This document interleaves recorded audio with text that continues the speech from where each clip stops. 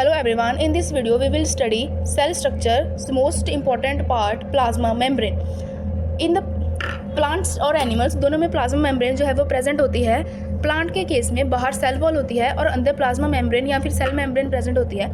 पर इन animals cell membrane और plasma membrane is the one and last component that surrounds the cell.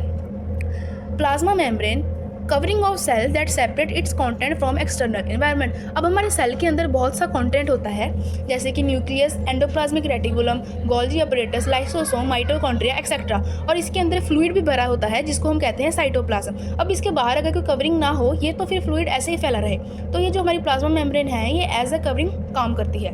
Work as door of wall from which material get exchange. अब हमारे घर पे room होता है, ऐसा तो है नहीं कि हम रूम में चारों तरफ दीवार बनाते हैं, एक तरफ से हम अंदर आने जाने के लिए डोर भी तो रखते हैं. ये प्लाज्मा मेम्ब्रेन हमारे सेल का वही डोर का काम करती है जहाँ से हमारे मटेरियल्स, आयंस सबका एक्सचेंज होता है.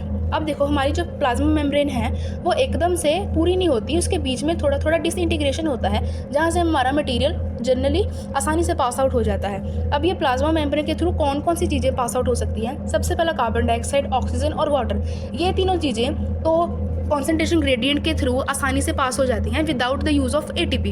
हमारा अंदर अगर सेल के अंदर ऑक्सीजन की अमाउंट कम हो या कार्बन डाइऑक्साइड की कम हो या वाटर की कम हो और उसके बाहर इन्वायरमेंट में ये तीनों अमाउंट ज़्यादा हो तो ऑटोमेटिकली हमारा जो कार्बन डाइऑक्साइड, ऑक्सीजन या फिर वाटर है वो ऑटोमेटिकली हमारे सेल के अंदर आ जाता है. उसके लिए हमें कोई भी एनर्जी खर्च करने की ज़रूरत बिल्कुल नहीं पड़ती. कार्बन डाइऑक्साइड और ऑक्सीजन तो by the process of diffusion आ जाते हैं, पर वाटर के ट्रांसपोर्ट होने को इस प्रोसेस को एक स्पेशल नाम दिया गया है जिसको हम ऑस्मोसिस कहते हैं. देखो अब हम हमारे घर में हर एक आदमी को अंदर नहीं आने देते, वैसे ही हमारी सेल की प्लाज्मा मेम्ब्रेन है ये हर किसी के लिए परमिएबल नहीं होती. ये do not allow everything pass through it. ये हर एक मटेरियल का अपने से आर पार होना अलाउ नहीं करती, कुछ केस में ये थोड़ी रिस्ट्रिक्टेड रहती है. Some molecule pass by requiring energy using ATP against concentration gradient.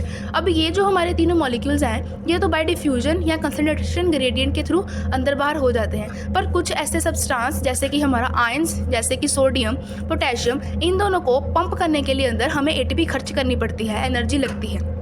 इसके बाद हमारी प्लाज्मा मेम्ब्रेन का एक बहुत ही मेन फंक्शन है. Plasma membrane help to engulf food. ये हमारा जो फूड होता है उसको एनगल्फ करने के लिए हमारे काम आती हैं. जैसे कि हमारा अमीबा है तो अमीबा तो हमें पता है कि उसकी कोई शेप नहीं होती, अगर उसे कहीं पे कोई फूड मटेरियल दिख जाए तो वो जो हमारी अमीबा की प्लाज्मा मेम्ब्रेन है वो उसके आसपास ऐसा सैक लाइक स्ट्रक्चर बना देगी और ऐसे करते करते करते वो फूड को अपने अंदर एनगल्फ कर जाती है.